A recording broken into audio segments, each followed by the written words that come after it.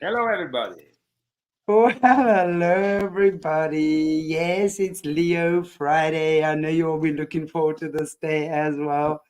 Welcome to Aquarius Rising Africa and welcome, Leo. How are you? It's good to see you again. I guess we're doing okay in this side of the world. So we are not yet in a full-blown Third World War. So kind of we are enjoying the last moments of peace on this planet before, I guess, the whole thing unveils and extends beyond any control. But it's so crazy, isn't it? Right? There's just so much craziness going on right now in all directions. Wow. Absolutely. But it is, of course, something that I've been talking about for decades. For a long time. It's Yeah. now manifesting, and I guess that a lot of people are still in disbelief that things could manifest so quickly. So either they choose to continue living their lives ignoring everything else and maybe pursuing in a more egoistical way their own lives without thinking about the future of their own children, about the future of the world, of their friends, of their family. Exactly. Or they become aware, but that is something that is not always easy because the awareness is not always appreciated, even within your own family. When you go maybe for the festivities and you start talking with your own family, then that is where usually the tensions. Here in America we have Thanksgiving or we have Christmas. Exactly, and they look at you like you're the problem, and you like, they're not quite sure whether to invite you to the dinner party or not. Well, I'm thanks God, I'm on the other side of the world. My relatives here in America also are mostly on the other side, on the other coast. But my closest relatives, of course, live in Europe. So nowadays I'm here, so I have a great excuse to avoid participating in those. All the drama. However, and I know we're going to be having a very, very interesting conversation tonight. The unveiling of World War III and, of course, the age of the Antichrist. But before we get there, I have a question for you. What the hell is this? This is a typical Italian reader. You can judge from the hairy legs who has a copy of Volume 8 of My Confessions in the Italian edition, of course. And he's kind of using it to, I guess, bring down his sexual arousal. I don't know. I mean, it's definitely, if you go closer there, you can see there is a beautiful... Getting the lowdown scoop. Well, I simply had to clarify that because I was spreading a rumor on Facebook that was you. No, it's not me. No, it's not me. What I do, I actually actively challenge my Italian readers to bring me the most outrageous pics with the book in whatever setups. I didn't imagine they could come up with something like this. The guy, of course, was pretty lucky. He probably was just there by chance, and this lady with a beautiful ass bent down. But people have had a lot of success, especially on the Italian circuit, I must say. The Italians never change, I guess. That red-blooded Italian male stallion. Yes. It's brilliant. I really. Volume 8 is a very big book, as you know. This is the Italian edition. So, if you put this on top, I guess it kills all your.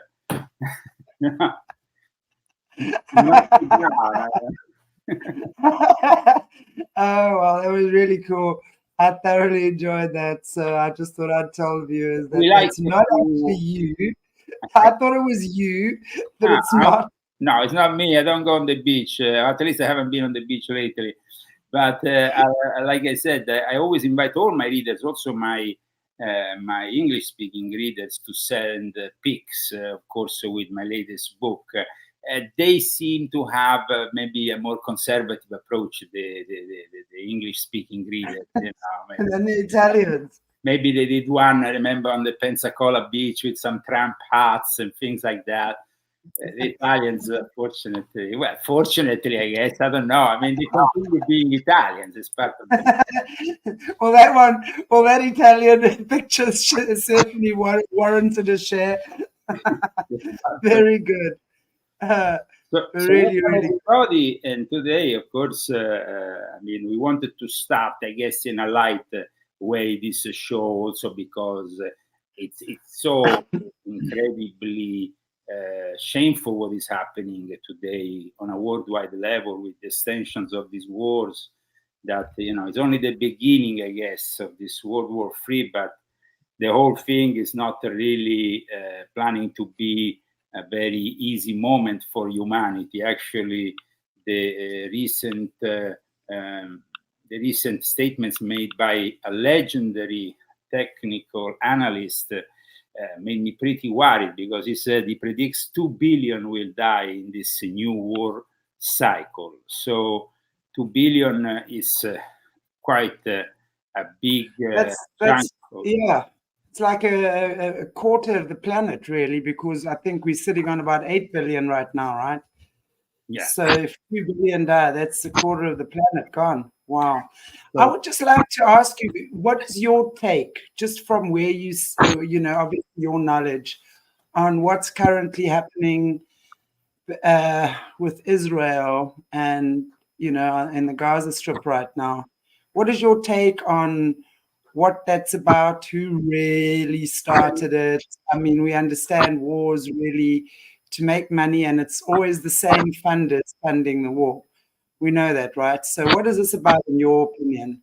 Well, it's about what I've been writing in my books and describing since volume 7. I already outlined the devastating reality which was in front of us, and I did that especially in volume 7 regarding the new Sino-Russian world order. And this, of course, is simply another proxy war between America, Russia, and China, in a way, if we want to really be honest about it. However, it's also true that the ongoing war between Shia Islam and Sunni Islam, that is known as the War of the Camels, and it's been there from the very start of Islam, has been always a possibility for external forces to then diabolically manipulate one side against the other and use them strategically for their own purposes. This is something which I've also explained very much in volume 3 of my Confessions, where I said, where I basically said that there was Licio Gelli, this famous worshipper master of the P2 Lodge. He's been dead now for a few years, but in one of his books, which he titled The Revenge of the Knights Templars, he explained how the Templars always used to use this strategy to manipulate Islamic factions against each other and keep this ongoing struggle by certain inputs. That means that if they could avoid always getting the whole of Islam united, they could avoid having a much bigger war and the possibility, of course, of being invaded and colonized themselves. I mean, that was, of course, at the time of the Knights Templars. Nowadays, what this means is that, as you can see, Israel has not yet gone into Gaza all the way, apart from some limited incursions, mostly because the moment in which they go in, the threat, the real threat is that the Sunni world and the Shia world will come together. Of course, Sunni world, I talk also about Wahhabi, and of course also about the Saudis. The whole manifestation of this war came together because actually the Saudis were about to stroke a new deal with Israel, and this didn't really go down well with the Kingdom of Jordan, that has the patronage of the holy sites, including, of course, the now famous, always clashes on Temple Mount, but that's what happens with where there is the Al-Aqsa Mosque, the Dome of the Rock, and basically there is also another minor Islamic mosque there, And they are all part of something that is being built, of course, on the most holy site for the Jewish people, which is the Second Temple. It's been an ongoing confrontation, the fact that Jewish people started to pray again on the Temple Mount in the last few years, since Netanyahu has also taken power. We have to understand that Netanyahu is a pretty conservative force that has a lot of support from the people who want to rebuild the Third Temple. So he has encouraged almost, but also it became a confrontational hazard that in the end, unfortunately, unveiled what happened on the 7th of October with these infamous attacks on Israel. The response, of course, has brought many more thousands of deaths. So in the end, when it comes to war, nobody is really right or wrong. War is war. And unfortunately, most of today's borders have been defined by blood and wars, apart from the ones that were instead made maybe by colonialist forces like England or France with their agreement, which they did in 1916, which before the Balfour Declaration actually started to define all the various countries around there and their sphere of influence. We have Lebanon, we have Jordan, we have Syria. We have countries that never existed before because these countries didn't exist. So it's like, we had the Ottoman Empire, of course, and now we also see how Erdogan is almost wants to go back to that leading role within the Sunni Islamic faction that once held the Ottoman Empire. It was them who had this caliphate with the Sultan, who really led Palestine for a long time in peace, because we can say that after a few centuries, Islamic presences and Jewish presences and even Christian presences were pretty tolerated within the Ottoman Empire.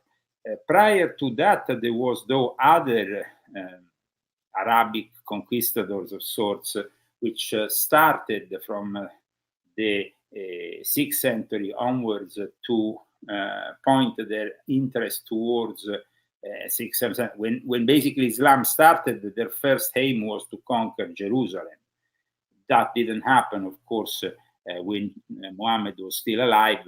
It actually happened 5 years after his death, and that's why I always reiterate the fact that any claim made that Muhammad started to ascend from the Dome of the Rock or all that is pretty much propaganda and fictional, because he was dead already. So they, however, managed, the scholars of Islam, to put it together by taking one of their surahs, which said that on a winged creature, suddenly Muhammad went to Jerusalem, and that in their own interpretation of this, because it wasn't really written exactly Jerusalem and all the rest. So it's then the reinterpretation made possible for Islam to develop this fake myth that they had to develop that, because otherwise they would have no possibility of still holding their position on that Temple Mount, which was very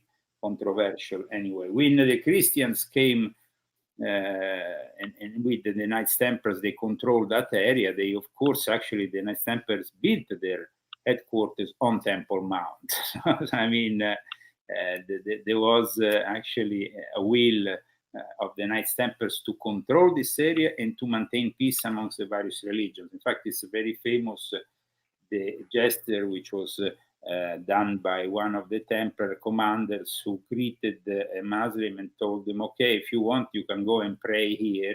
It's no problem.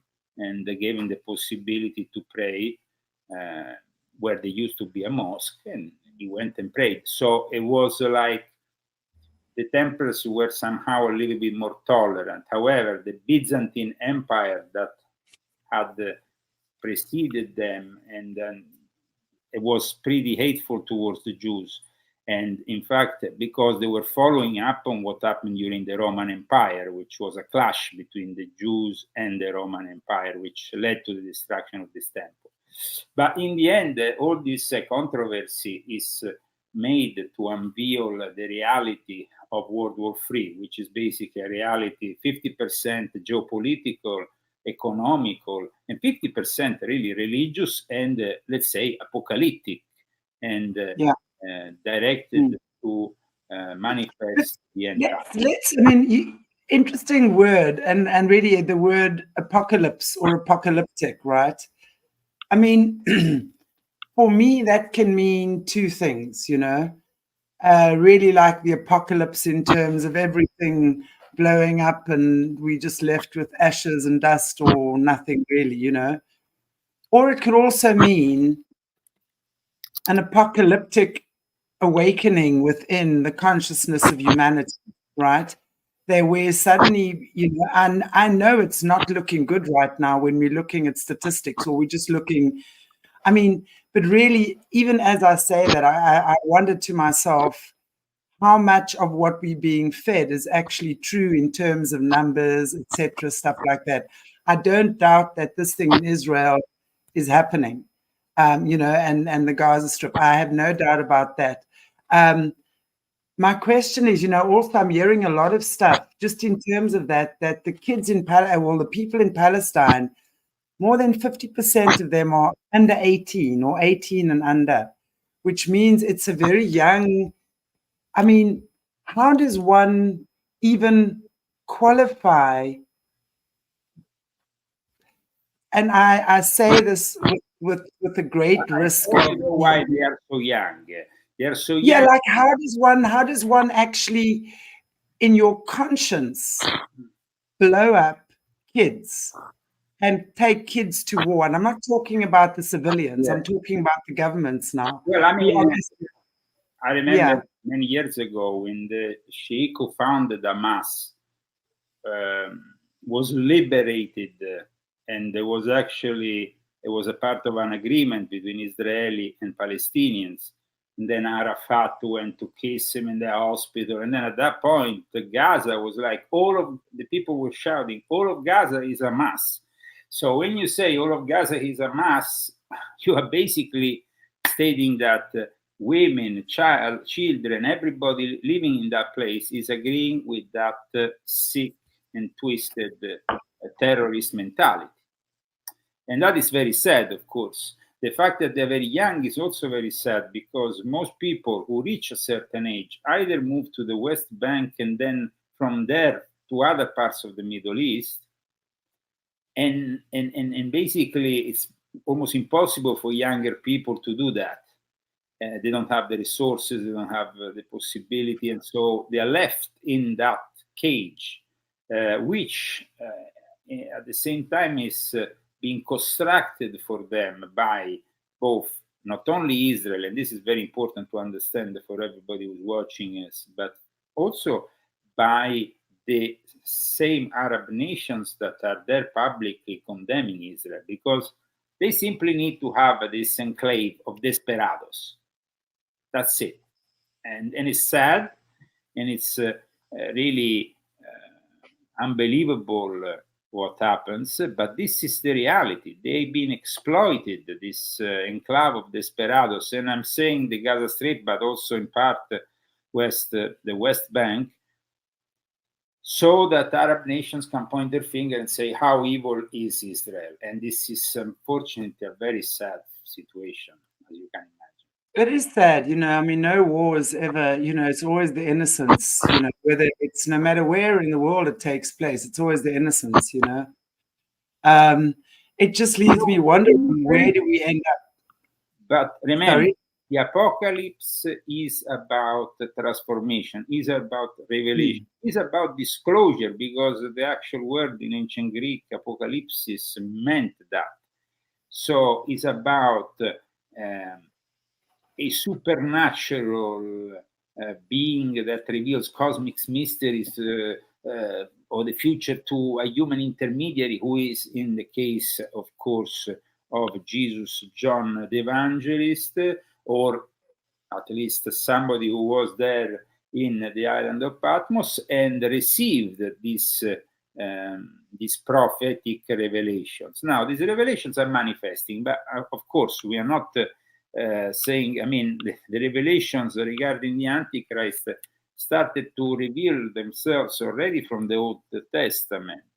And so we have also other things that were preparing stages for this time. Sorry to chime in there. You know, in terms of these revelations, I really have a question mark around the authenticity of them, for the simple reason that we know, you know, and we've done quite a few decodes around this as well. When we're looking at stuff like The Simpsons, and I always forget that South Park, like, for example, and I know there are a few others as well, those cartoons, we see how over time they've actually predicted events in these cartoons. And then we speak to some of the kids that have been weaponized in the system that actually foresaw these events happening. They, you know, the kids would be I'm not sure if you're aware of that, but just if there's someone out there in the viewers who's not, literally what they do is they've had, I know with a lot of the projects, and I'm sure there are more, it would be the Looking Glass, Voice of God would be the last one. And I know there's another one. Sorry, I just forget it offhand. That these kids with these special gifts are put into these projects to programs, literally, to predict future events, right? So my question is, how many of these events are truly coming from the great God's will, right? Or how many of them are actually coordinated and manipulated by these nefarious creatures in the system that have been doing these atrocious things since forever? So, yeah, you know, that I think for me is really what I see a lot of the time, what we see now. What has been predicted through stuff like The Simpsons, South Park, and I know there are a few others. I mean, if you look at that movie, I Pet Goat 2, as well. That movie came out a decade ago.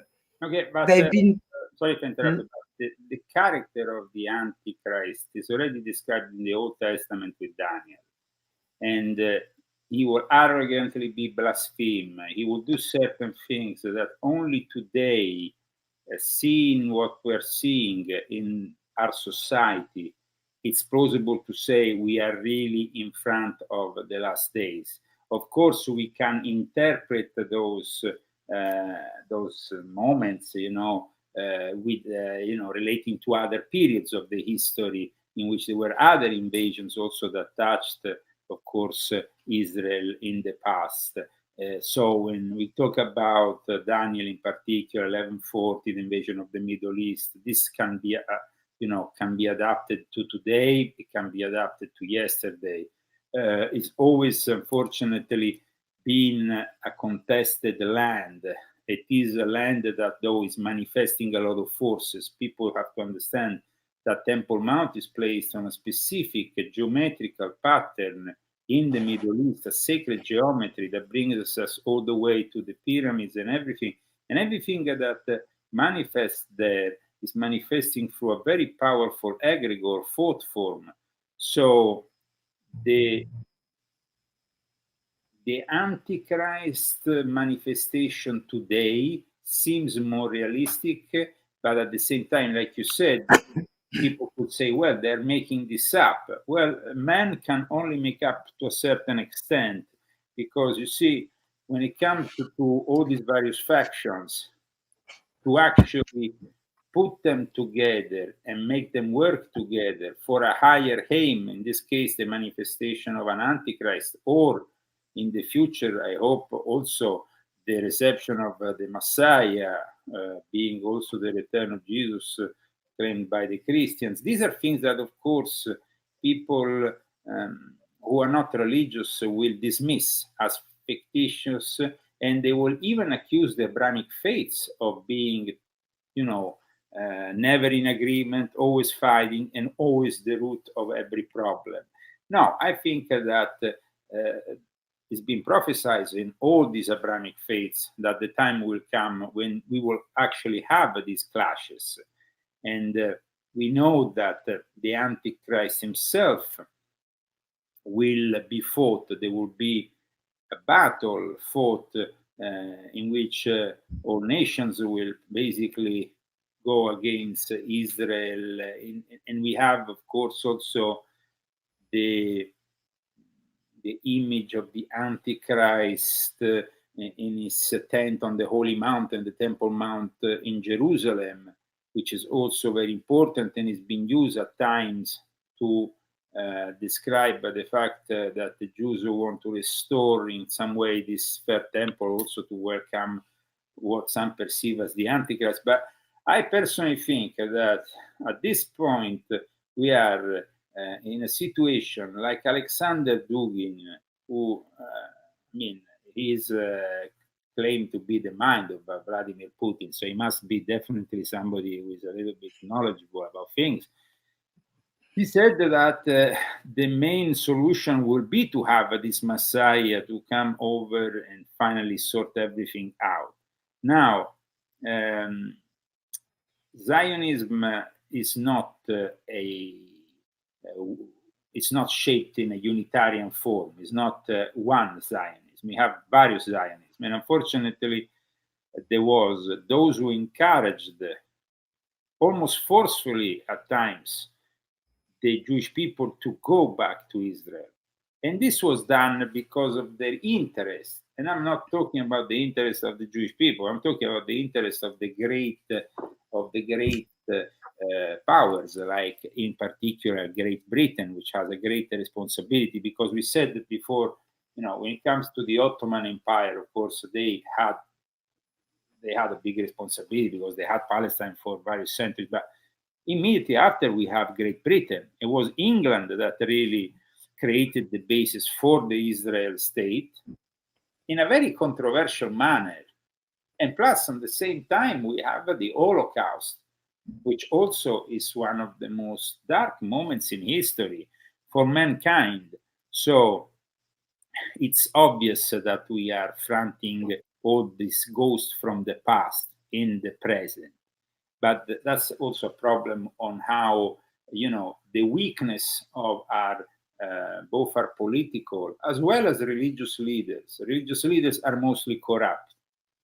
Political leaders, like I said in volume 9 of my Confessions, these days, most of them are a bunch of wimps who are used by the Davos establishment. Yeah, exactly. Eh? Yeah, exactly. It's really just one big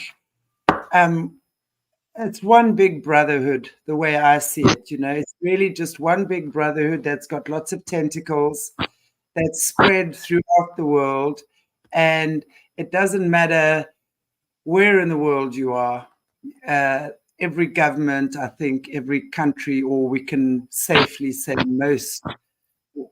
Remember this, you will see things. You will see things in the coming years that will seem really brutal. But remember that these things were predicted, prophesied, and they are unfortunately impossible to stop for us, normal human beings who are walking, this planet. Because when you have behind the scenes these powerful people deciding that they want to go towards this end time scenario, and they want to also facilitate this end time scenario because they want to eliminate partly humankind. That's why we go back to what I said at the beginning. 2 billion might be only the beginning of this whole yeah, exactly. Eliminate, I said it in volume 7, I said it again in volume 9. War is based on a mountain of lies, but also the depopulation project, which is very important for them, because now they have all these robots that are about to finally achieve what they wanted them to achieve for a long time. Before it was only the stuff of science fiction. Now we have suddenly in Japan. And it's never been science fiction, actually. It's always been truth, right? They've always been showing us in plain sight. Modern science fiction was kind of prophesizing the future at times. Exactly. I mean, even Isaac Asimov or others, they were just projecting what the future would be like, and the future is manifesting. I mean, I was brought up with Japanese cartoons with big robots that will fight and do all those things, and now suddenly today I see the image of a mega big robot that costs, I don't know, $3 million, that basically it's a giant robot that you can guide and you can, I mean, it's basically something incredible, I mean, that is manifesting, and then the AI on top of it that will take care of all these robots, and that we know is not really that friendly with mankind. So exactly. the actual incentivation also to go towards a third world war, because that's what's happening here, and everybody's incentivizing by just going and shouting free Palestine or death to Israel, because both sides are participating to this show, which they don't know. Exactly. And this is manifesting in a global war that will bring millions of deaths, and they will probably be the first victims, those idiots who maybe in their universities should actually study something instead than just be victims of propaganda. Because one bad thing about our contemporary universities is that they have become a depository of propaganda. Totally. They have nothing to offer than brainwash our children in a future in which everybody is basically complying with this idea that the smart cities will be the solution, that everything will be driven by the AI, and that robotics will take care of our jobs. But then what does that mean for the humans who don't have a job anymore, who are already demotivated, who are already on drugs, who are already on alcohol, who are destroying themselves already now? Imagine in 10 years' time when they don't even have a small job, because they will not be required even for the jobs at Amazon or any other place. Well, exactly. And I think that's I think this whole agenda, when we look at what's been going on, this whole trans agenda, for many decades. And I mean, it's really in line with what's happening now. And I mean, when we go back to stuff that's been brought up now, we go back to the turn of the century, right? 1800 to beginning at 1900. And we were talking about this, and I've mentioned this in my other shows. There's a guy, Caleb Jade, that I interview. And he will speak about these Cabbage Patch kids or Cabbage Patch babies. And there's been a lot of speculation about where they actually came from.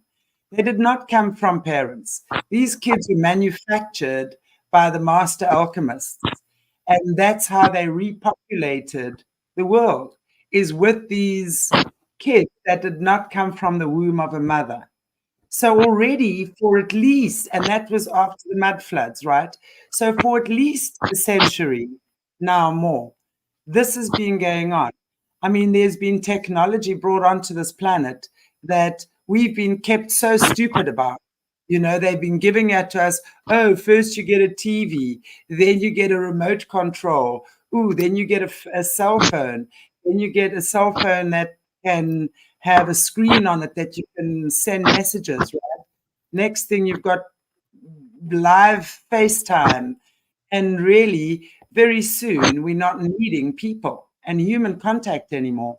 Look what they did with us with COVID. About it, all this has been unveiled, like I exposed in volume 9 of my Confessions, by the people, scientists who were connected to these entities that somehow we call aliens, and that in a way have invited us to develop this technology. And now that we have this technology, they can just, pull their net, and we are like fish in the net for them, So this is basically the Trojan horse concept, which I've been also talking about. Exactly. And it's exactly that. You talk about the technology they brought on, and it's the exact technology that they've empowered themselves with by disempowering human beings, by giving us this bi culture, this narcissistic culture that we're living in right now. We live on our phones. We live in, everything is technology. So it's very easy for them to get their grips into the kids, because when we go back, it's really the kids that have been weaponized. It's the kids they're after, because when they get the kids, they get the parents, right? And it's this is why now, even with this whole transgenderism, the way they're allowing tiny kids to mutilate their bodies and start putting them on all sorts of, things. It's obvious to see where we're going. Project, on one side they are weakening mankind with their woke ideology, and actually they are weakening the West in particular, because this woke ideology is completely avoided and criticized and even condemned in China and Russia and in other countries that are waging war against the West. I mean, if you go and talk about woke ideology in Iran, they probably hang you upside down after 2 minutes. So we are here now with a clash of civilizations, which is, of course, built artificially, in which we will have a bunch of military from America who now likes to dress and drag against the fierce military of other nations, who of course have retained their virility. Now, I know that this is a bit harder to hear for a lot of people, but when it comes down to military activities, virility is actually part of it. I mean, you have to be really strong, have a modality which mostly, even if you have, of course, women who serve as soldiers these days, but mostly is driven by men. And it's the mentality of war which we have from ancient times till now, which has always been addressed for men, apart from some mythological Amazon women of the past. But I'm talking about the real people who go to war are usually men. And of course, this means that we will see a clash that will bring to their knees the West, and will also immediately, the moment in which we have an expanding of this war, we already see today the millennials saying, we are not going to be fighting this war. We want you to know we're not going to be going exactly. to war. Exactly. Going to war. Idiots. You are the ones who vote for this war, because you are the ones who vote for the Democratic Party, who is manifesting these wars. So just keep it in mind in your idiotic brain cells that are brainwashed by your demented Jesuit universities, Jesuit-driven, so that the situation at the moment is like this because you give the vote to the leftist parties who in theory should be against the war, but in reality are warmongers. It's so true, because, when you're looking, just going back again, I mean, we're looking back to, as I said, the 60s, when the feminist movement started. They started breaking down families already, and that was the way they were getting kids into schools to indoctrinate them, and so then groom them into their universities to take on the positions and stuff for their big positions and what have you. But now we're looking, and it's very interesting what you're saying. This was, although there's obviously combat warfare going on right now, the main warfare is spiritual warfare. And it's true what you're saying, the way that the West has been disempowered. There's the whole real man. I mean, you look at men from the 40s, 50s, 60s who really fought these wars. I mean, those were men, right? Now, as you say, there's a whole generation of men and women, and half the time you don't know what they are. Is it a girl? Is it a boy? What is it? It's got different hair. It's wearing different clothes. It calls itself a fox, and then, but by the same token, that for me is how China in many ways has disempowered the West through the buying culture, through the way they've been pushing subconscious propaganda, TV, money, all these weird gadgets and things that everyone is going for. And very interesting enough, I saw one person said, "Are we voting for them?" in the chat here, or are they cheating at elections? Now, beside the facts that that of course they will be probably also be cheating, there is actually a continuous brainwashing of the younger generations through TV, through internet, through the university, through their schools, that we need to take into consideration.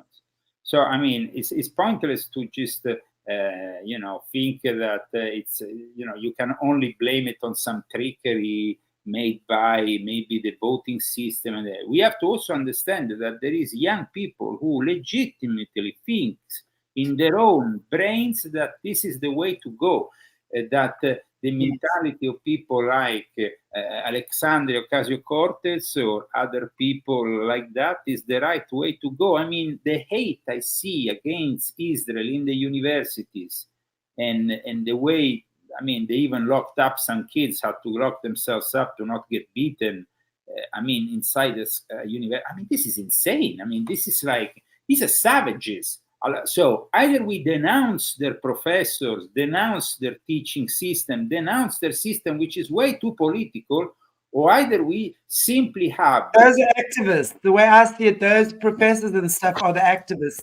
They're not teachers. I mean, when you're looking at the young people that are teaching kindergarten kids, junior kids, getting this crazy sex weird agenda into the schools, those people aren't teachers. They are activists.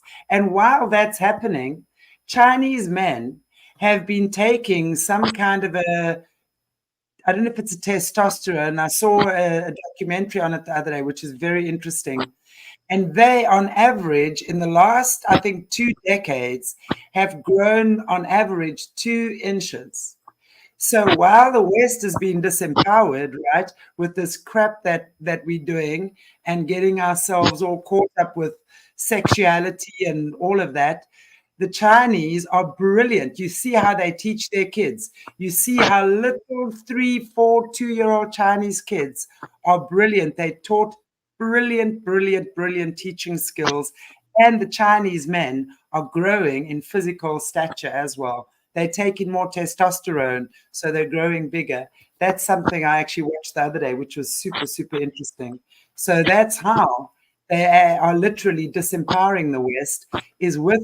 Well, actually, I heard that Chinese men are transplanting African penises illegally transported and frozen from Africa into China. So, I mean, that is something that you should maybe look into, but that's what's happening. No, I'll leave that to you, Leo. But this is a news that came out in the middle of the pandemic. They actually got a shipment from Africa that was going into China. So it's not just a theory or a conspiracy. Yeah, no, it's everything. I mean, it's disgusting. I mean, the amount of animal trafficking that goes on to try and think that the Eastern or that the Asian countries can get a bigger penis in terms is astronomical. It's why our rhino population has been completely whittled out, because I think by drinking rhino horn, they're going to get a large penis. It's a sick anyway. Stuff, but that's also the natural medicine in China has been a problem for wild animals around the world, because they seem to always need the most obscure and bizarre ones for their mixing and stuff. Yeah. But aside from that, we can say that if the manifestation of the Antichrist is imminent, it will happen because the basis of it, of course, is the propaganda that will push this figure to become relatively important. But the moment in which he will actually maybe bring the peace to the Middle East, that's why I think that now more than ever we need to put the spotlight on people like Obama, like Prince William, like King Charles, because these figures might manifest something in the Middle East. And if they do, then we have a hint more that they are the ones. Yeah. Okay. Because there is a very ambiguous, for example, King Charles is very ambiguous towards this confrontation. At the same time, he has friends in the Muslim world, but he also has friends in the Jewish world. He wants to. These people are, of course, there to, in some way, bring us to the next stage. And the next stage will inevitably bring to a larger confrontation, which might be triggered also by Taiwan. Of course, China might also invade Taiwan. There is a lot of talk these days about also what is happening really in Ukraine. If Ukraine will continue being able to carry on this war. But I think that the actual way that the system is built is to encourage more and more wars, because more and more wars will, first of all, take our attention away from real problems. The fact that we're spending so much money at the pump, the fact that we have a growing inflation, and the fact that we have less and less money in the bank, and often we are living week to week, from check to check, and no longer capable of doing the things that our fathers, grandfathers, or great guys used to do, which was to buy property, create a sense of stability also for the future generations of the family. This will no longer be possible. I mean, here we are living still in the year 2023 with also the millennials, who in a way are taking advantage of the situation that we had created for them. But then they are totally unprepared for what is coming next. I mean, in front of a slaughter like the one we saw at the music festival, the rave in Israel, what did they do? They simply escaped. They didn't, those people couldn't do anything because they were not trained.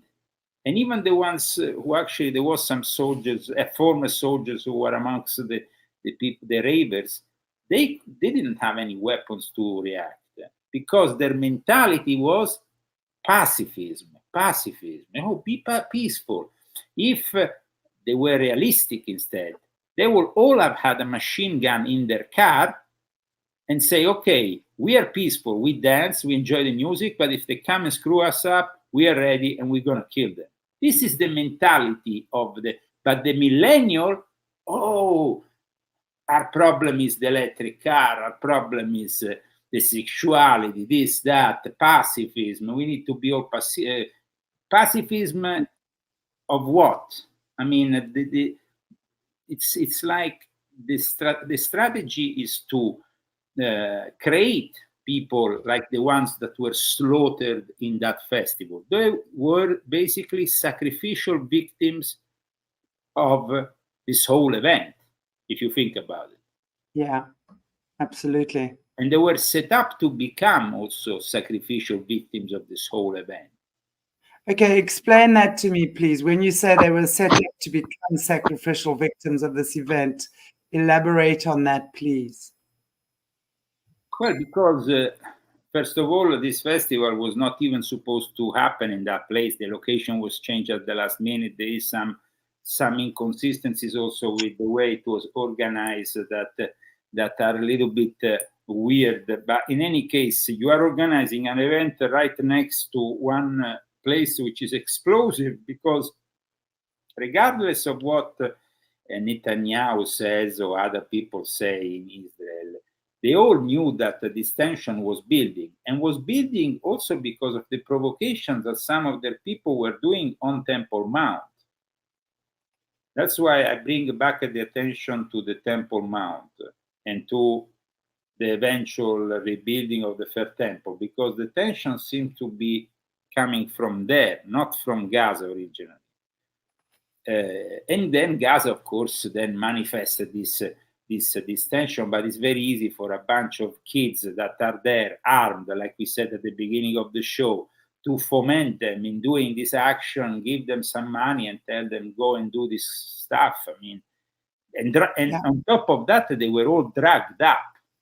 It came out that these terrorists that were sent into Israel killing people, they were all dragged up. So that also kind of changes your perception of reality. I mean, if you are given immense quantities of amphetamine, cocaine, and other drugs, but also there is some other drugs that are even worse that were used by ISIS, chemical stuff that really makes you have this aggressive, and also at the same time it detaches you from the reality of what you're doing. I mean, if you're cutting the throat of a child and you're doing it, you're doing it because something in your brain is not working any longer. Exactly. Something is not, that's exactly it. I was actually going to ask you about that because, you know, when we hear stories, I mean, I also know just about the South African military. It's well known. The guys were, and also, you know, when you go back to the especially Vietnam, I think, American wars and stuff like that, it was well known that there were certain drugs tested on the soldiers to see how aggressive it would make them or what. And you know, when just as I'm saying this now, it's interesting because it seems like then already they were starting to test these substances on the soldiers. You know, like back in the 60s and stuff already. And now they've obviously evolved and advanced it quite a bit, you know, as we've gone along. But it's crazy because what type of drugs? I mean, I know they would be using drugs, right? I'm pretty sure about that. But then that gives me this whole question in my mind because we've heard so much about this adrenochrome stuff. And we hear a lot about the military guys that are actually given adrenochrome when they are in these full fighting combat war zones. So I'd be interested to know what your take is on that, if they are actually given adrenochrome. Apparently, the mix they use is called Captagon. Now, Captagon is a mix of amphetamines, caffeine, and various fillers, which are sometimes, it's of course like, you know, also we have all the fentanyl now that it's connected to this stuff, but definitely it's like they are used. The drug that apparently the Hamas terrorists used to slaughter Israel is called Captagon. And there was already a report, I remember, on the Jerusalem Post back in 2019 about it, I think. But this is the drug that basically they're using. And it's a synthetic amphetamine. And it gives you a lot of aggressive, and it's trafficked mostly through Turkey and also the Arabian Peninsula. So this is like these pills are a stimulant, which are known also as the cocaine of the poor, because of course you can't give cocaine to thousands of soldiers or terrorists. It will cost you, I don't know. I mean, probably it's not economically suitable. So they came up with this drug, the cocaine of the poor. Now, like I said, it was used by ISIS. And so we know what ISIS did. ISIS already, I think, went a notch up in the way they behave compared to even Al-Qaeda. I mean, of course, Al-Qaeda did some terrible things, but it seems like this is even worse. And it was in 2015, I remember, they started to use this drug, ISIS fighters, and it kind of like it came up, I remember, in some articles that were circulating, and it suppresses the fear. So it basically erases every sense of fear from these people. I personally think, from my own experiences, that this can be also an opening for the demons that possess people, literally. Yeah, absolutely. Become possessed. Absolutely. And I definitely agree with that. That when they take hard drugs like that, they become a portal. They open themselves up for. Even the Jerusalem Post said that the Captagon is Gaza is a popular market for this drug. and that most young people are addicted to it. So we have a big problem here because we have young populations in Gaza that is easily manipulated for whatever task they want to give them. And they are completely, so they're not only brainwashed, but they're also drugged.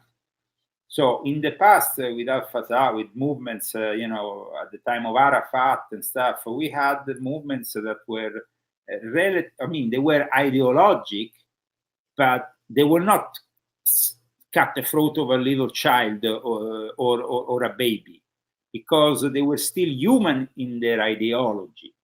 And this brings them one notch further into some really I talked about this kind of influence in volume 6.66 when I talk about how the demons can enter into a human with this kind of drugs. Yes, absolutely. You need to exorcise them. So what you're gonna do? You're gonna enter Gaza and exorcise them? I mean, or take away these drugs. They need to stop the arrival of these drugs into Gaza. But then a lot of tunnels that go into Egypt are not been even discovered yet. So probably there is still a circulation of stuff that goes into Gaza from these tunnels. Even if Israel claimed in the past they closed several that went into Egypt, there is probably the possibility that these drugs still arrive. So no food, drugs. I mean, when you give a person drugs rather than food, I don't know. I mean, how do you think they're going to turn out? I mean, they're going to be hateful. They're going to be desperate. They're going to do anything. I think, already in those situations where I think war for many of those areas is the order of the day. So I think kids growing up are conditioned so differently. It's they live in a danger zone constantly. So they constantly I think growing up, especially young boys on the streets where there's constantly fighting or what have you, the adrenaline immediately is something that they just use all the time. They've got constant adrenaline rush, right? And then I think when you couple that with hatred, because of course now you're taught to hate your brothers across the border and everyone else around you. So you couple that poverty, that violence, along with hatred and a desire now to get the people that hurt your family. And I'm talking on all sides. I'm not just talking on one side now, right? And then, of course, you pump that up with drugs. And you get, because it's exactly that. I mean, I know this from violent crimes that are committed in South Africa.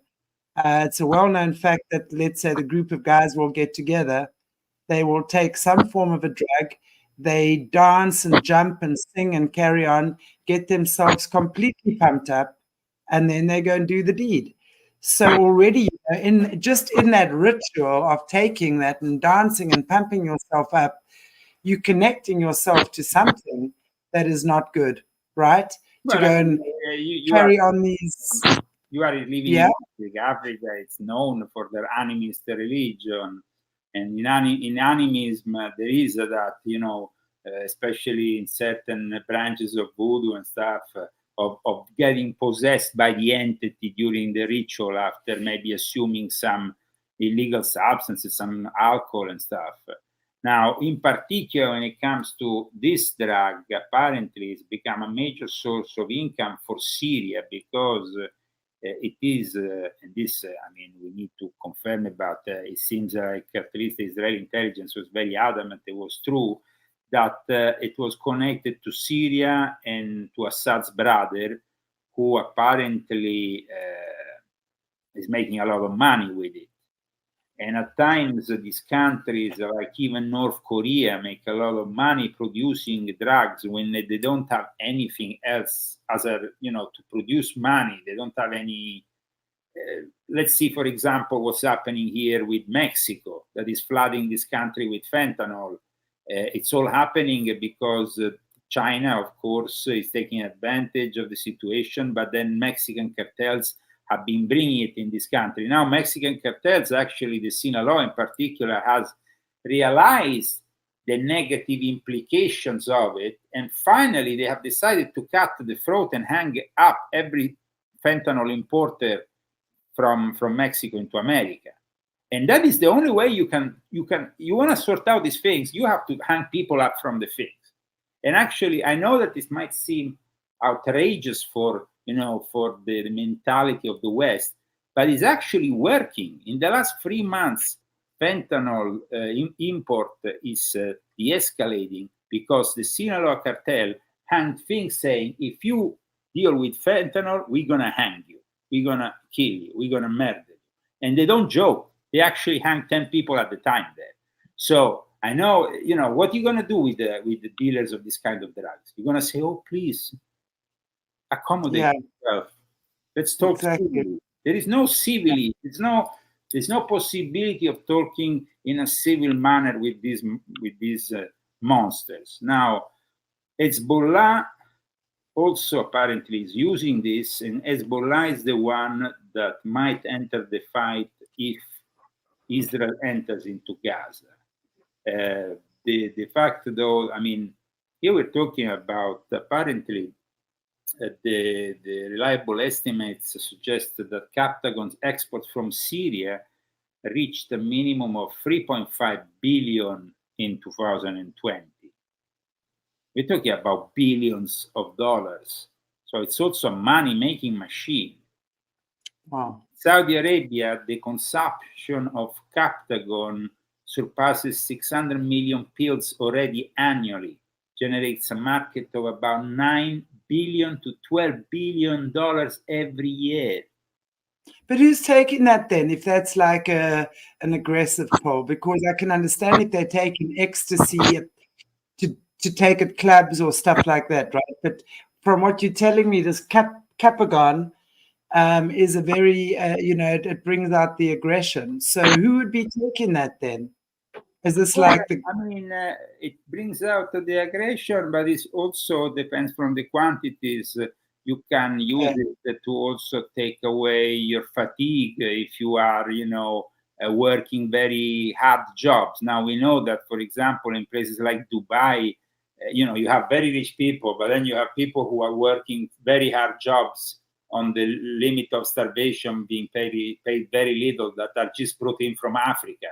And for example, the Dubai authorities intercepted a 1.5 tons of Captagon pills worth approximately 380 million, which were concealed in a cargo of lemons. And lemons. Yes, last year alone, more than 250 million Captagon pills were thwarted from being smuggled. So, I mean, we're talking about a lot of pills that are flooding the Middle East. And this, of course, goes back to what I've been writing in volume 8, as you know, my confessions, regarding how drugs have been used to manipulate and push people to do certain action and to transform the social structure of society around us, or to destroy that social structure. The traditional family is no longer traditional if the son is completely out of it on drugs. Yes. I mean, absolutely. I know that we can't have compassion on Joe Biden because he's the chief idiot of all idiots. But when we see the problems he had with his son, sometimes I'm a bit like, so I feel sorry for him, because the guy is a complete, not only a loser, but he's dangerous for himself and for his family. Yeah. He even left a bag of coke there, and it became a big thing that went on the news. I mean, Hunter is not only on coke, he's on many other drugs. So it's sad, but that's the reality of today. There is a lot of people that have given up on their own life, and they have chosen drugs. But this has happened, as you know, for decades. And if the drugs of choice used to be, for doing that kind of leap into the unknown, maybe in the 70s, heroin, which brought the people to be much more, low. Nowadays, instead, the system wants them to be, ready. You know, so yeah, absolutely. It's very, very interesting. That isn't it interesting? I mean, I would. it's part of As the we're rise of talking the about this. Antichrist. The Antichrist, the rise of the Antichrist is connected to all this, because the rise of the Antichrist is basically the unveiling of World War III. It can be possible only if you have all these people have completely lost their minds and are possessed. And that's what the Antichrist is fomenting before he suddenly appears as the peacemaker and says, oh, you're all okay, don't worry. Well, you have a problem with drugs? Don't worry, we have the cure. Here's the antidote.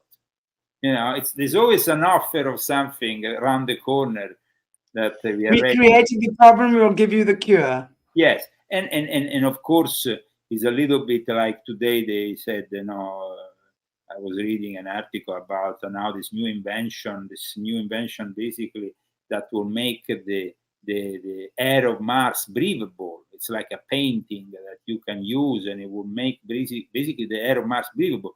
Well, if you say that this can produce oxygen, why are you not using it on the planet Earth? And you go into the places where we have problems with. Why don't you use it here? I mean, you want to make the air pure on Mars. Why don't you make it in the meantime here? If you have they don't want to do it. So this demonstrates, you know, they want to use one thing. You know, they will say maybe on Mars we have the cure for cancer. Oh, we don't have it on Earth. Or you know, on Mars we have the cure for this and that. We don't have it on Earth.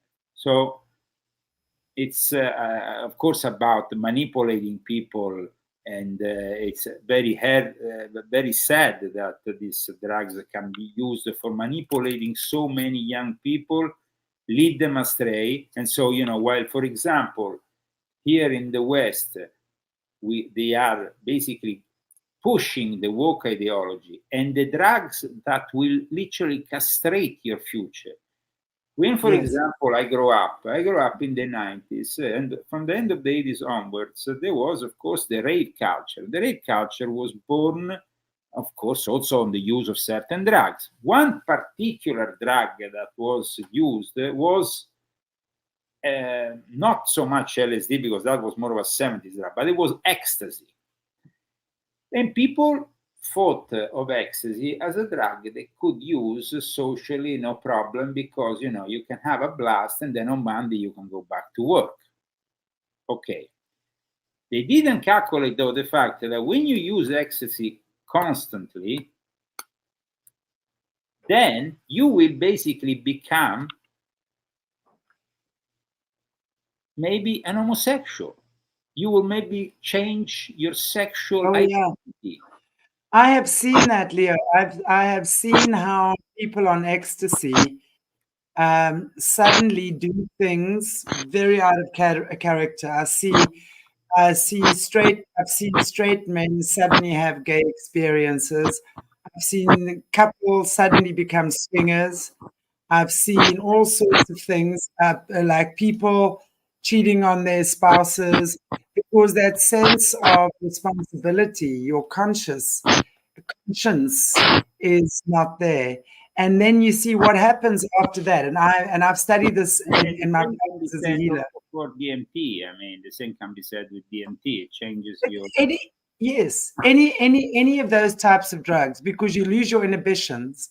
And when you lose your inhibitions, you then kind of fulfill what often people have as a secret fantasy. So your hidden fantasies and desires come out. And what happens then is, like, as you say, people will take an ecstasy or two and party Friday night and go through the whole of Saturday. Come Monday or Tuesday, boom, they start getting their downer. And then the truth of their actions starts filtering back in. And then something happens, right? Because everything is driven by emotion.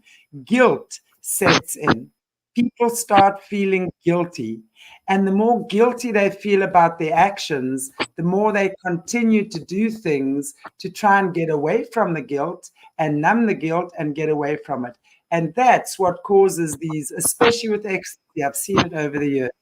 And then you'll go again Friday night, have a party, and you forget about all this crap things, and you just go back into that other place that you were a week or two ago. I've watched that for a long time. That I will absolutely, and I see how it's the guilt emotions that erode. Yeah, I just want to ask you, do you have a speaker or something that's scratching against something? Sorry? Leo, do you have a speaker or something that might be scratching against something? Let me see. Like an earpiece, a speaker, something that sounds like it's scratching.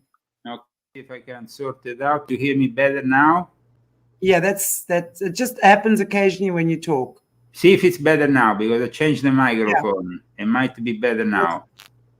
Sounds better now, yeah. Okay, perfect. So sorry, the microphone was not on. I probably had another microphone on. We have 2-3 microphones here, and depends on which one is clicked. So I guess that now you will probably not hear that any longer. What was it during the whole show? Yeah, just come occasionally. It sounds like, when you have an earphone that's rubbing against your lapel. Okay. I hope that now it's fine with this other microphone. Yeah. No, it is. But it's, I just see over time how they've then used drugs in the military, testing on soldiers and things. And over the years, how they've then introduced those same drugs, LSD, ecstasy, those types of drugs. It's well known that they were created in laboratories in America and then filtered in to give to the general public, to literally, because also I was speaking to a guy who's a Satanist in South Africa, and he, long story short, but he was head of the drug cartel in South Africa at the end of the day, if you want. And he would tell you how they would literally do rituals and curses on the drugs before they send them out to be dispersed on your Friday night. And people, and I know a lot of people, they're not drug addicts, but hey, I'm going to a party on Friday night, I'm going to get myself a gram of cocaine, or we're taking 2 MDMA, we're going to a party in the bush this weekend, but without realizing that there's entities and energies that's already been cursed and placed on those drugs. And they will do it deliberately with certain people. They do it to erode families. They do it to get what they want. And if they don't get it, then, of course, they go to the more extreme ways. But drugs is a huge way. And, it seems so far removed from war and combat, but it's so not. This is a different type of war they've declared on humanity. It's about I think it goes along with it, because the fact that, they have actually proved that those terrorists on the 7th of October were using these drugs, it just confirms that this goes along with these acts that are barbaric and that change at times the course of history. Now, in the old days, the Assassins were the sect from the actual Ismailis. There was this sect known as the Assassin, and the leader was the man of the mountain. And they were called Assassin because they were actually using hashish also. Hashish and smoking hashish. There were promises during their initiations. There would be promises of paradise. And the same was actually this technique to program the terrorist by showing him, making him smoke hash, making him see wonderful ladies. It was something that actually was used on the 9/11 terrorists. There is evidence of it. They were watching porn, smoking hash before. And this was like the promises of an afterlife. But now this doesn't seem to be enough. And so now you have this kind of drugs that are definitely not like hashish, or not something that chills you out, but rather the opposite.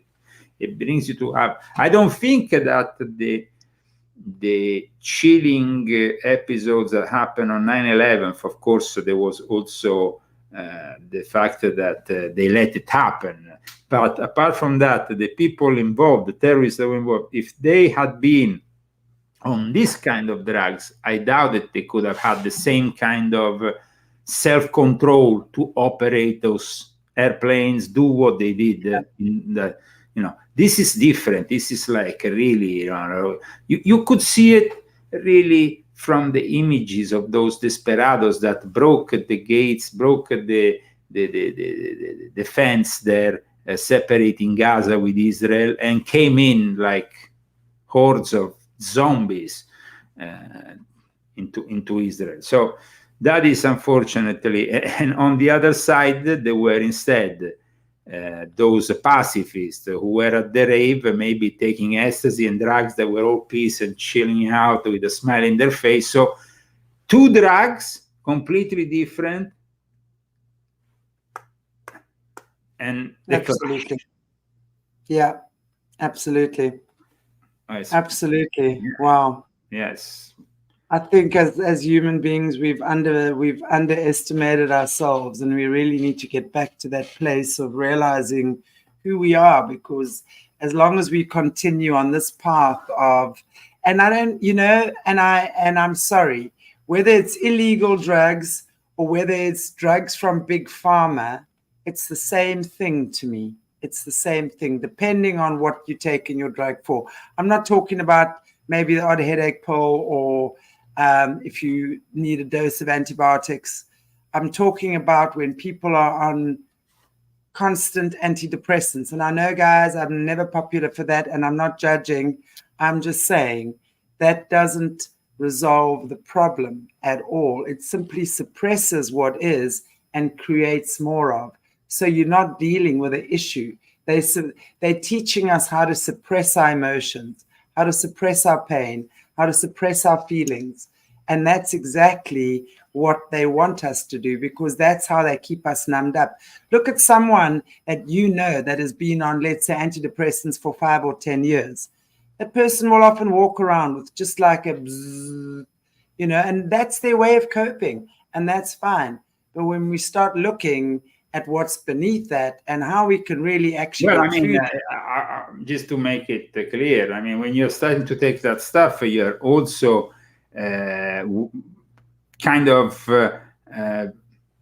you're challenging your own being and the chakras that you have, and you're basically obscuring those channels which you have with God or with the energy of life. You are basically putting a tap on them. It's terrible what they did.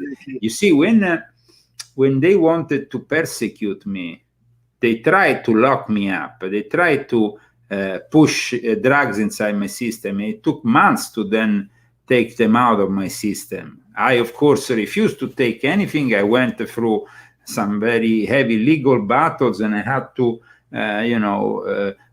also challenge the system, because they were using these drugs to basically silence me and make me a zombie. And I refused it because, I mean, my father is a psychiatrist. I knew better than them what this whole thing was about. I knew exactly what they wanted to do. And I remember when suddenly a guy from the Tavistock Institute, and actually I talk about it in volume 8 of my confessions, showed up in front of me, in front of my lawyer, said, I work for the Tavistock Institute. And I was like, these guys, they don't even hide it, you know? Wow. So yeah.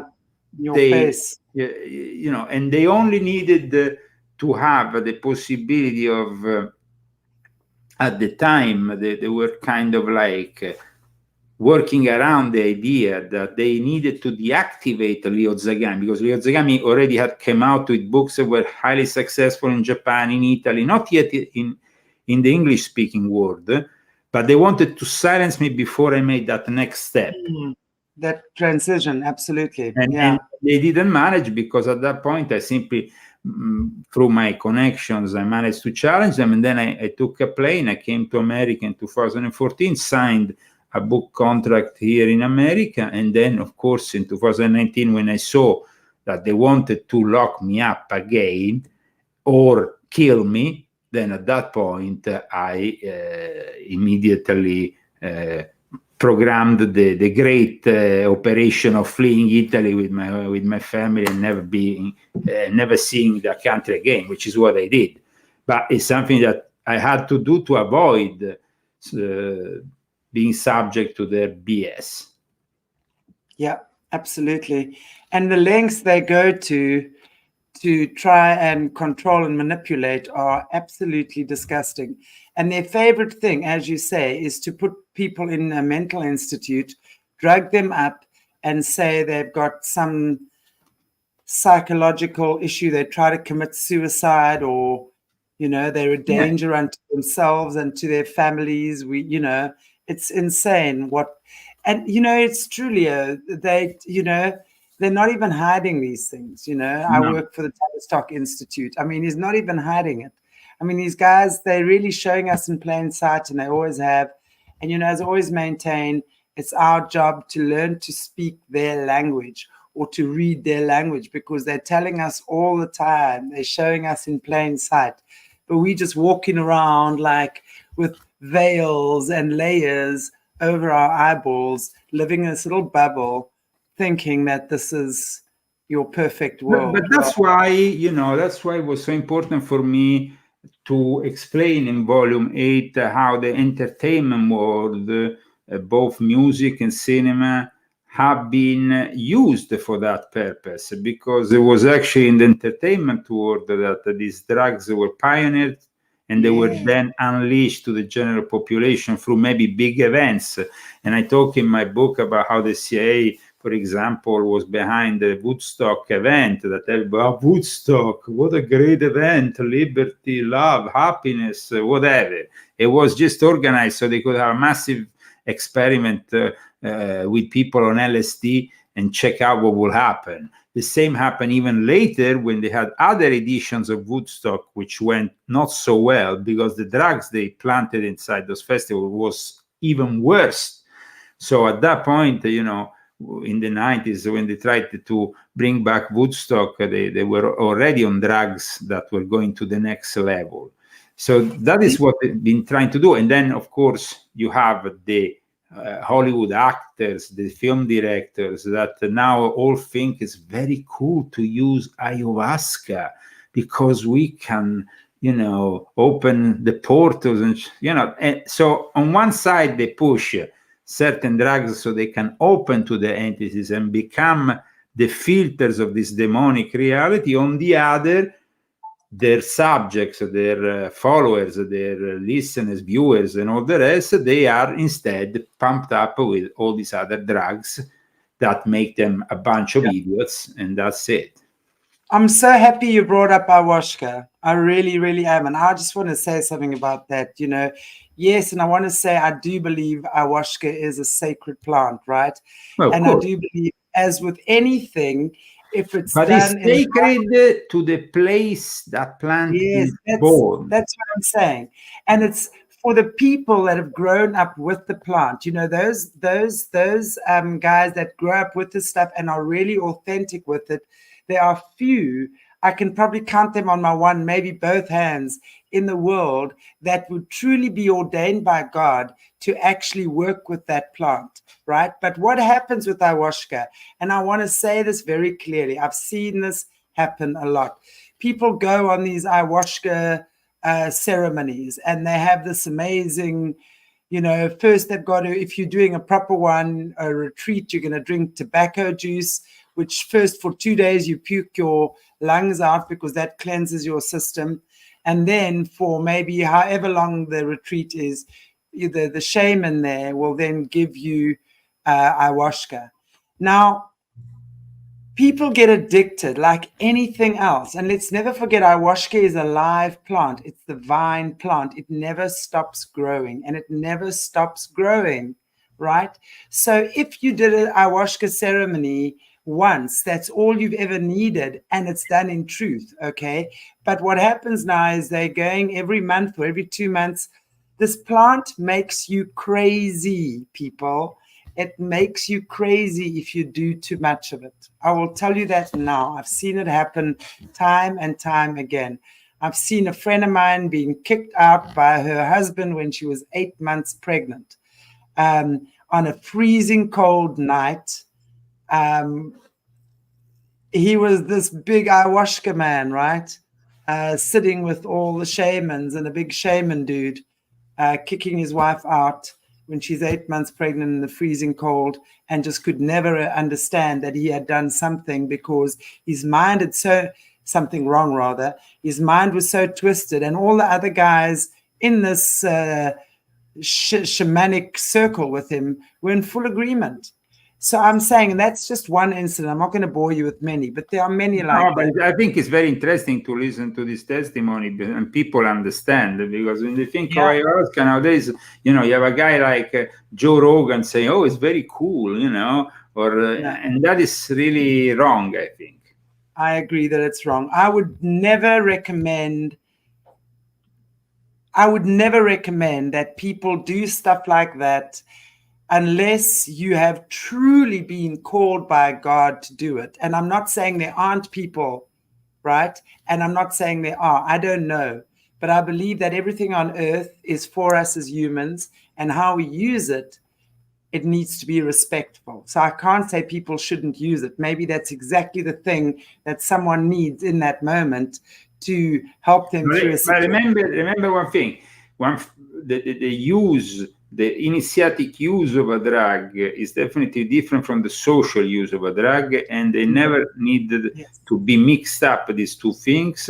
Exactly. And so there has to be an understanding, a profound understanding of the differences here of social use, which is superficial, and instead initiatic use, which is done in consideration of a tradition. You have the keys to open those doors of your conscious, because you have maybe been prepared. I remember when I did mushrooms with a shaman in Norway once, a Sami shaman, and it was a great experience, but I will never do it now. And see what happened, for example, to that pilot who suddenly wanted the airplane to go down because he thought he was dreaming, and he was, instead of mushrooms, tripping out from the day before. And he was trying to kill a bunch of people on an airplane by switching off in the pilot cabin the main the engines of the plane. So I mean, this is insane, and it's obviously much more dangerous than we think, playing with especially certain substances. I myself, for example, don't mind to smoke a joint of marijuana, of hash. It's not a problem here. It's legal. We don't have any problem. The stuff is also very good. But it's actually natural stuff. Yes. And it is stuff that, of course, needs to be used in a responsible way, just like you use in a responsible way a glass of wine. Because, I mean, you can have a glass of wine at lunch or dinner, or you can become an alcoholic. It's two different things here. And you wake up in the morning with a bottle, drinking a vodka stuff. I mean, terrible stuff, which I witness even in people, and it's sad. I mean, it's completely sad. So it's important to understand that the Antichrist needs this, and that's actually people like Yuval Noah Harari, which I, of course, discuss in this book, and I discuss also in volume 7. He himself admitted that at this moment of civilization, we give them video games, we give them drugs, and we keep them happy by doing that. Yeah, exactly. And then everybody... everybody's, you know nothing and you're happy. Yeah, you own nothing and you're drugged up and own nothing, thinking that maybe I don't know what. I mean, exactly. In your little 15-minute city that you can't move anymore, you're going to be so happy. You're going to be so happy because they're drugged up. But I like at least the honesty of Yuval Noah Harari, who had admitted that, because to admit that means that okay, we give them video games and drugs. Fine. Okay, if you're happy with that, don't worry. But don't tune in on Aquarius Rising Africa and watch LEO ZAGAMI and Chantelle, because it's no point. No. It's not. Yeah, it's not. They're conspiracy theorists. It's not happening. They're just lying. They're trying to scare us. they're just fear mongers. They're spreading propaganda. Well, I mean, the truth is that definitely if you fall into the trap of today and you just, give in to what the system is proposing, then, of course, you can live your life, but then at one point or the other, either you will be on drugs, either you will be on alcohol, or either you will be on prescription drugs, like you said earlier, because also the prescription drugs is the other big problem that big pharma pushes upon us, so we can all... I mean, You go. I was just saying on one of my other shows. I can't remember whose show it was. You go to an AA meeting or an NA meeting, and I've sat in with some friends or whatever, observing. And every 20 minutes, they're stopping for a smoke break, and all they do is discuss this extreme medication that they've now moved on to. So now they're off cocaine or heroin or whatever it is they were incarcerated for in the whatever, but now they're healing with I don't even know the name. Yeah. Drugs and smoking. Smoking like. One of the main drugs they use to is the leveler. They use to is lithium. And lithium. That is the leveler, and they were actually trying to force that on me when they arrested me the last time I did the Pitchforks Revolution in Italy, and I drove this insurrection. They wanted to ruin me by using that, because with that they could have completely created a zombie out of me. And Absolutely. My wife was like shocked. She said, these people are insane what they want to use. And unfortunately, because they gave me some when I was locked up for 2 weeks, I had so many side effects for the years after that, it's insane. So I can't imagine people that use this stuff regularly.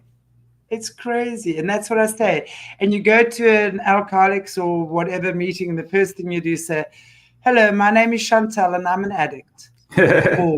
Right? So it's self-fulfilling prophecy. That's now what you've got to keep for the rest of your life. Tell people and admit, I'm an addict. I'm an addict. What a stupid thing to do. You're not an addict. Get out of that mindset. That's keeping you in that stupid, entrapped matrix mindset that they want you to be kept in. So don't do it. You're not an addict. An addiction can be broken within 24 hours. It can. Absolutely. It can be broken, I think, in 5 minutes. It just depends from your will. The power of the will is everything, And of course, the magicians know very well that the power of the will is everything. I remember one guy who actually, Aleister Crowley, we often mention, he died of a drug overdose, and he was an heroin addict when he died. So, he was preaching all these great things. They love his he's like shooting himself up. And while he was shooting himself up, and then his followers, to hide the whole thing, when they found there was actually a needle under his bed as his death, they hid the whole thing. So nobody outside of the order could know that this guy died of heroin overdose. Wow. Crazy. Just shows you, right? Today it's like all the stuff, and drugs are so deceiving, because anyone who's taken, I'll never forget reading an article in the Sunday newspaper many years ago, and it was written by an ex-drug addict. He said, and he spoke about crack cocaine. He said, the first hit is 1,000 too many, and 1,000 hits is never enough. That stuck with me forever. Like, your first hit is 1,000 too many, and 1,000 hits is never enough. So that's a typical story of an addict.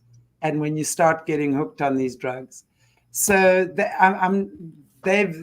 I think today we titled this "The Age of the Antichrist: The Unveiling of the World for Free," and the Age of the Antichrist can be characterized by the massive intake of drugs, and it's a very unfortunate, but it's part of this whole system, which is bringing us towards the Antichrist. And also another and as you say, music. Now you want to go to these clubs. Now, a couple of years ago, I was researching drug clubs as well. I would go there, and my gift is I see the energy, right? I see people's energy. I would watch how the music, and it's these DJs that play these really hard, like beats, whatever, where I was. And the music, the energy of the music links to the people who've taken the drugs. Absolutely, yeah. So the BPM, the actual beats per minute, and the sounds they use. It's all part of this. And that is also something that I unveiled in Volume 8 because it's part of also the frequencies that are used, of course, that push people, of course, to enjoy it and consume themselves, you know. Exactly. And the more you do it, the more you want, and then you become more free. And suddenly, as I said, they become swingers. And I see people. But I mean, they become free in their own eyes. In reality, they're becoming more and more prisoners. Entrapped. Exactly. They're becoming more entrapped. Yes. Fools. So thank you so much for bringing this topic up today. And I think that we did a great service in explaining what the relevance of the drugs in the age of the Antichrist, as well as in the unveiling of World War III with Captagon and everything we discussed also regarding the intake of these drugs by the terrorists, and hopefully, of course, these wars will finish. But unfortunately, it seems they will not finish, because remember one thing: the major the people who make most money from this war are the military-industrial complex and the big pharma. Because when you are in a war and you get basically hurt, you get injured, who is going to take care of you? At that point, it becomes a pharmacological issue. At times, you will have to live for years with the traumas of combat. And this is another big problem here in the United States. For example, in the last couple of days, we have a guy who is going around shooting people in Maine, and who is an ex-former military, who has been taking a lot of drugs, who basically was sent away from one of these centers where they try to take care of you if you are a vet with some problems mentally. But then they dismiss him by just giving him some pills. And now this guy is on the loose, shooting people and killing people. It's insane. And we're looking, and I mean, speaking about that, I've recently started speaking to Caleb Jade, who is one of these high-level ex-military combat guys. And I want to tell you guys, he's been taken into the GATE program from the age of 5 and abused by the system in the most horrific way. And if there's anyone who understands, and especially on this channel, you guys know we support the veterans on this channel. So, it's amazing when you speak into the veterans and you understand the level of PTSD they battle. You're looking at those little video clips of, like, let's say, guys from World War I, where they literally, all they do is shake. I mean, this is literally what these guys, and they are forgotten. These are the guys that have been fighting for our countries, that have gone through the most obscene experiences, and they are literally forgotten. I cannot even begin to concede that in my heart. I can't, because, and also look at South Africa, in our bush wars, all these young guys going off to fight these terrorists that were really not really terror. I mean, I know when my brother was fighting in the bush wars, 2 years before that, already Namibia was gaining its independence. And that's supposedly what we were fighting for, right? I mean, they'd signed those papers 2 years before that, and the guys were still going there, losing their lives, seeing horrific things. They don't care. And the only reason, by the way, why the South African bush wars, or the South African bush wars, ended. That was 1989, 1990. Let's think about what happened then, right? That was the same time the Berlin Wall came down. So the same people who were funding the African bush wars no longer had money for the African bush wars and to take down the Berlin Wall. Of course, these were proxy wars between the Soviet Union and America. The moment in which the Soviet Union ended, then it's a little bit like today, If, for example, suddenly Iran ceased to exist, or then Hamas or Hezbollah will no longer have their finances, and they could no longer, engage in what they would be engaging or already engaging. And the same can be said also for the war in Ukraine. If NATO stops backing Ukraine, the war is finished, and exactly. That's it. It's not like this is a never-ending war, because we continue with the mountain of lies that are filling, of course, the propaganda in the newspapers, in the media, and then we are going along with the next. Now they have elected a new House Speaker here in America, and we are supposed to continue to finance the war in Ukraine, and on top of that, we have another war now in Israel, and probably we will have soon many other wars, so we continue financing. And like I continue to say, that the main businesses that are involved in this, and the Illuminati structure and the Freemasons are of course gaining a lot of money, both from the military industrial complex and the big pharma. So these two industries are the ones that we will see from the beginning of this operation that is bringing us the Great Reset, that was triggered in 2020 by the pandemic, and then it's gonna develop probably further on with many other things happening in the near future. Hopefully we will be able to avoid them wherever we are based in the world, but the system is closing in against anybody who rebels from this set of things. So if you don't accept the way that if your son, it's a little bit weird, well, they immediately have to analyze and said, oh, this guy, he wants to become a woman, or he wants to become this or that, or we need to fill him with this kind of drugs because he's depressed, or this other thing. So it's unfortunate about we have given too much power to the military industrial complex and the big pharma, and they are, of course, the money that is produced by them is the one that is driving this new world disorder, and that is basically producing money for the so-called Illuminati. So, exactly. And the only way we're going to change that is, as you say, like with big pharma, let's take back our health. We look at the beauty industry. I mean, if every woman, and especially women, and I'm seeing more and more men nowadays as well, but if every woman decided today that she loved herself just the way that she is, can you imagine how many industries would go out of business? This whole slowing down, aging, what are you thinking? It's crazy. We've been so brainwashed to think that as you grow older, you lose your beauty. But really what you gain as an older person, man or woman, is wisdom. You're gaining wisdom. You're gaining power within you. And it's not a kill you power. It's a knowledge. It's something that drives you through life. And you can't have that if you're obsessed with how many wrinkles you have and how you want to go and slow down your aging process.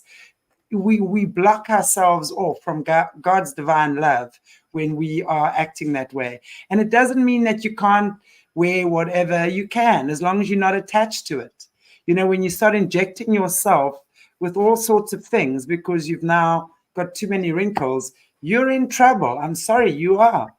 I mean, I understand if there's a something that's really physically wrong, and absolutely, then for sure. But if it's done for just, oh, I'm getting too old, or I must go and take my belly fat out, that's really, go and exercise, go and walk, eat proper food, take back your health, take back your power. Your health is your power. And this is where they get us, because hospitals, look at the crippling hospitals, right? Expenses, medical aids, the way that they just throw pills at our kids for ADD, ADHD, getting them addicted to pills from a very young age, because every time your child who's got ADD takes a pill, that pill is saying there's something wrong with me. There's something wrong with me. So that's already what you're giving your kids. Take back power of your health, take back power of your emotions, take back power of your families, your kids' education. That's the way we're going to win this war, not by fighting with guns and what have you. Maybe some of the time, yes, but fundamentally, we want to take back our power, because that's how they control us, is by not having our power. Thinking you've got to go to a guy because you've got a headache. Your body is designed to heal itself, by the way. Start studying your body. Start studying this vehicle that is you. That's what you need to do. Absolutely, absolutely. And you are what you eat. And as you know, I made this clear in volume 9 of my Confessions, and it's becoming more and more obvious in the last few days. Bloomberg and other, media all pushing for the consumption of insects as a sustainable thing, while instead they should be maybe spending less money on wars and more on good and healthy diets for the people. Well, Bill Gates is buying up all the farmland in America. Bill Gates. Well, yeah, but I'm sure he's not doing it to produce healthy diets for us. No, he's rather doing it so he can produce his artificial meat, his artificial food products that once again will also come out of the fact that, if you remember, last year we had so many food processing factories suddenly going on flames, out of nowhere, and people think that is normal. There is, of course, a conspiracy here against our own health, because while the rich get richer, they also are able to eat much better than the normal person that instead here in America, unfortunately, eats genetically modified food and stuff that brings you terrible headaches, terrible illnesses and stuff, and but that is what they can afford. So if you can't afford anything else, they're almost forcing them into eating that garbage. But they've got the monopoly on seeds in the world. I mean, even in Africa now, our indigenous African seeds, you can't buy them anymore, a lot of them, because they've now got the monopoly on them.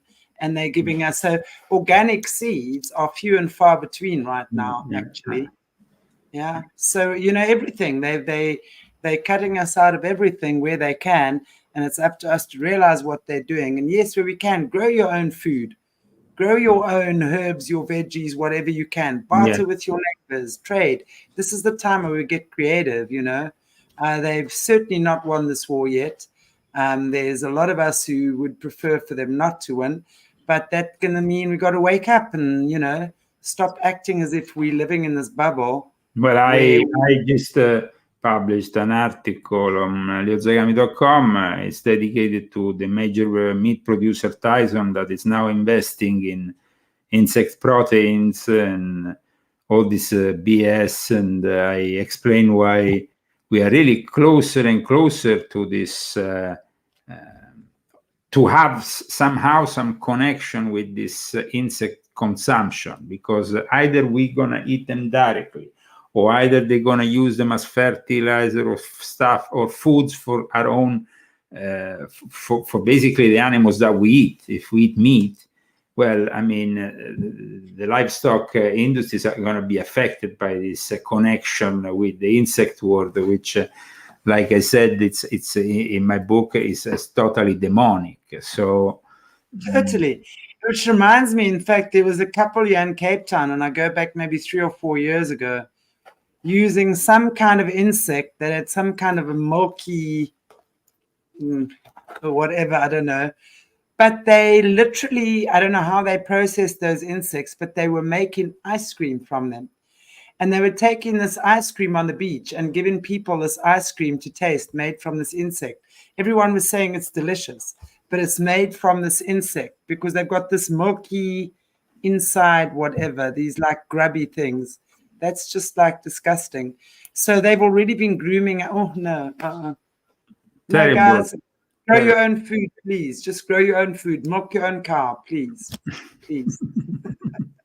I always remember that, in the Bible, one of the, as many as 5 of the 10 plagues are directly or indirectly attributed to insects. So, I mean, I don't know if you want to have anything to do with that in your life. I find the whole thing inherently demonic, and that's why I decided to write about it and expose this. And I think I'm right on target, because the more they're gonna promote these wars, the more they're gonna inevitably send the soul system into a super hyperinflation and then depression, and then people are not able to afford normal food, and then they're gonna be forced into eating this garbage. Well, like you said, the best thing is to grow up your food and to be independent in the way you produce your own food, if that's still possible. And the more of us who do it, then we trade with each other. You grow that, I grow that. Let's trade. And somebody talking says, don't locusts pair well with honey? Well, locust, I mean, it's really demonic. I mean, sorry if I say. I mean, if you talk about the locust, it's one of the most demonic creatures. I don't think you compare it with anything to make it. But I mean, if people wanted to enjoy, remember, you are what you eat. If you don't want to become an insect, don't start eating insects. Don't start eating that food. In Thailand, they do that all the time. I mean, that's been a thing in Thailand. No, but in fact, the most Thai people behave like insects. So I say. It's so nasty. Oh, and they especially breed them, right? And then you get them and you go to these food markets and you see big ones and little ones and fat. Oh no. No. Okay, let's move on from that. We're not going to be eating insects. Definitely not. Leo, on that note, it's really been so fun having you again tonight. We've had you for nearly 2 hours. So thank you so much for joining me. And I look forward to having you back in a month's time again. The last Friday of every month. Yeah, guys? Absolutely. Yeah. We are here again next month. Until then, please check out my latest book or books, which, as you know, today we commented on both 7 and 8 and also mentioned 6. I mean, we tend to bring up subjects which I have discussed at times because these subjects are of relevance in this new world disorder of ours. And I think that people need to understand also the relevance of drugs. And today I think they did maybe more than other times. They finally realize that drugs, just, you know, legal drugs are as addictive as illegal drugs, except they keep control over you like that. Well, all kinds of drugs, and we said this Captagon, for example, is creating a problem in the Middle East, which most people are completely ignoring, but is actually then probably is like you know, you need fuel for manifesting this war and to make it really aggressive, and this fuel is there and they are using it to manifest these atrocities. So thank God today I think we exposed the whole thing in the unveiling of World War III and the age of the Antichrist. So thank you very much, Chantelle. Thank you very much. It's been great, wonderful conversation again. Always enjoy having you. And guys, thank you so much for joining Leo and myself. Well, for me, it's evening. You, I know it's probably sometime in the middle of the day. And again, thank you to all our Patreons and who support our channel. Really appreciate you guys. And I'll see you back on Sunday with Caleb Jade. So on that note, God bless you all. Thank you so much. And I'll see you soon. Bye.